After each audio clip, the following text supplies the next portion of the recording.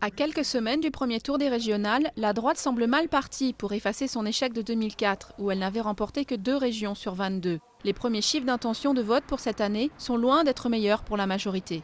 Nous voyons une droite historiquement faible, 31%, 30% pour l'UMP, 1% pour les diverses droites. Peut-être que localement, 1, 2, 3 régions rebasculeront de la gauche vers la droite. On ne peut pas le savoir à ce stade et l'enquête est nationale.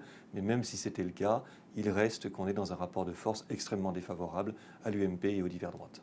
Le Parti socialiste, les Verts et le Front de gauche sont eux crédités ensemble de 47% des voix au premier tour. Des chiffres qui s'expliquent en partie par l'intention des Français d'envoyer un message au président.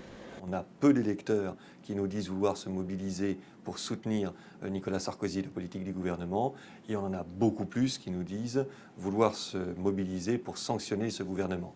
Sachant qu'ensuite, la moitié des Français nous disent qu'ils ne tiendront pas compte de leur attitude à l'égard du gouvernement. Les résultats dépendront aussi de la mobilisation ou non des Français. Pour l'instant, ils ne semblent pas beaucoup s'intéresser à ces régionales et l'abstention pourrait être très élevée.